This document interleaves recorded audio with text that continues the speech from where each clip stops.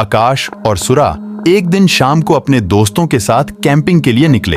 उन्होंने एक छोटे से गांव के पास एक अत्यंत पुराने कब्रिस्तान के पास अपना कैंप सेट किया। रात के आने पर जब आसमान में तारे चमक रहे थे, तभी आकाश और सुरा ने कब्रिस्तान के पास एक विचित्र आवाज सुनी। क्या वह वास्तव में कोई है? आकाश ने पूछा। नहीं, बस किसी पशु की आवाज होगी, सुरा ने कहा। लेकिन उन्हें कुछ अजीब लग रहा था। वे धीरे धीरे कब्रिस्तान की ओर बढ़े और फिर वहां पहुंचकर उन्होंने देखा कि कुछ बहुत ही अजीब हो रहा है। कई गहरी सांसें सुनाई दी रही थीं और वे देखा कि कुछ अंधेरे आकार उनकी ओर आ रहे हैं। क्या यह कुछ खास नहीं है? सुरा ने कहा। उसकी आवाज में डर छुपा था। हाँ, हमें यहाँ से जल्दी चलना चाहिए, आकाश ने कहा। लेकिन जब वे वापस जाने के लिए मुड़े तो उन्हें एक पुरानी और डरावनी कब्र दिखाई दी। उन्होंने देखा कि कब्र के पास एक पुरानी और भूतिया महिला खड़ी थी जो उन्हें देख रही थी।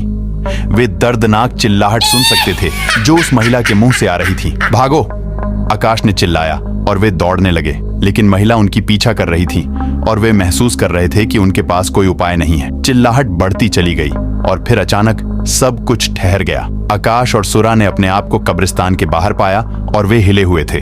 क्या हुआ? सुरा ने पूछा जब वह अपनी सांसें लेने की कोशिश कर रही थी। मुझे नहीं पता, लेकिन हमें यहाँ से जल्दी निकलना चाहिए, आकाश ने कहा और वे दौड़ने लगे। घर वापस आने के बाद वे अपने अनुभव को अपने दोस्तों के साथ साझा करने का निर्णय लिया। सभी उन्हें हंसी उड़ा रहे थे और कह रहे थे कि शायद उनकी सोच ने उन्हें बेवकूफ बना दिया है। लेकिन आकाश और सुरा जानते थे कि वह क्या देखा था। वे कभी भी वहां वापस नहीं जाना चाहते थे, लेकिन उन्हें एक अजीब सी आकर्षण भी महसूस हो रहा था। कुछ दिनों बाद आकाश ने एक पुरानी पुस्तक खोजी और उसमें वही कब्रिस्तान की खोज की फोटो मिली जो उन्होंने कैंपिंग के दौरान ली थी।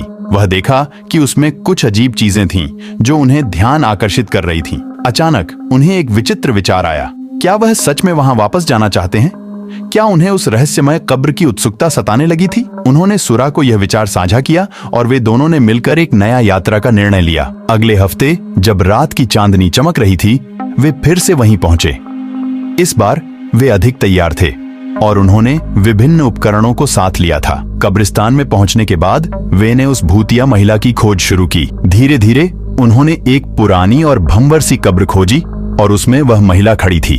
वे उसके पास जा रहे थे कि अचानक उसके चेहरे पर दिखाई देने वाली चमक बदल गई।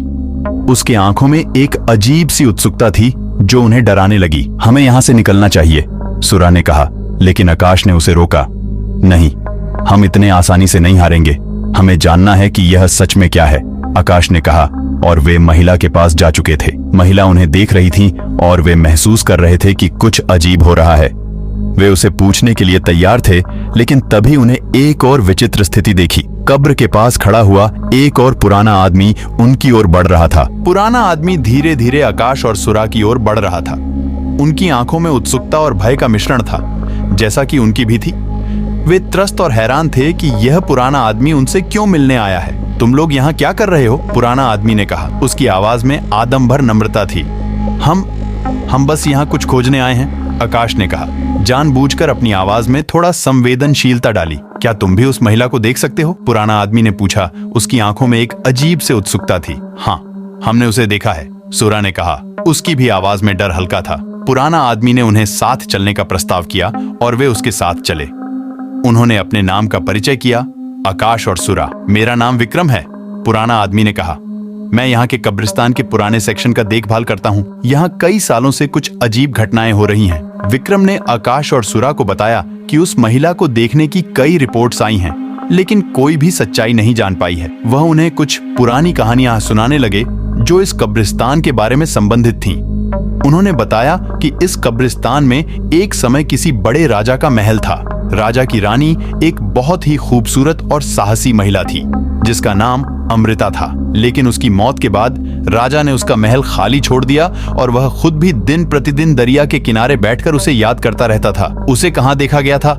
आकाश ने पूछा, जिसमें उसकी उत्सुकता थी। उसे रात के समय कई बार इस कब्रिस्तान में देखा गया है, विक्रम ने कहा, लेकिन कोई भी सच्चाई नहीं जान पाई है। आकाश और सुरा ने भी अपना अनुभव साझा किया और विक्रम ने उन्हें समझाया कि वे बहुत ही खतरनाक स्थिति में थे। तुम्हें यहाँ से निकल जाना चाहिए।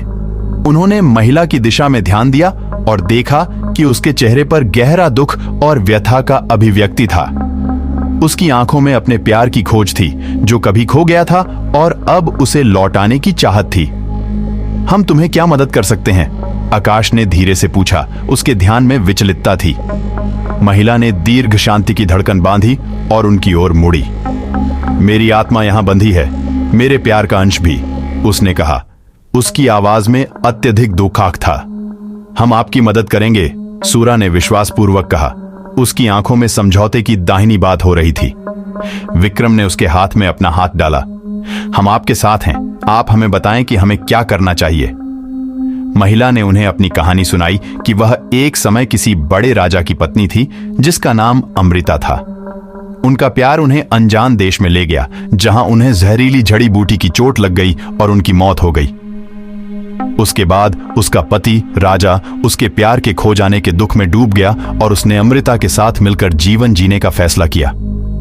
वह उसके प्यार को पुनः अपने पास लाने के लिए कई प्रयास किए, लेकिन कोई भी सफल नहीं हुआ। महिला की आत्मा अब भी उस वक्त की खोज में थी जब वह खुशी से उनके साथ थी, लेकिन उसका प्यार उसे भूल गया था और उसके द्वार को बंद कर दिया था। आकाश, सुरा और विक्रम ने महिला की दुखद कहानी को सुनकर उसके साथ संवाद किया और उन्होंने उसे अपने प्यार को प्राप्त करने की सहायता करने का आश्वासन दिया। धीरे धीरे उनके संगीती शब्दों और प्यार भरी आवाज के प्रभाव से उसे लड़की का आत्मा मुक्ति प्राप्त करती है। इसी के साथ आज की कहानी यहीं पर खत्म होती है।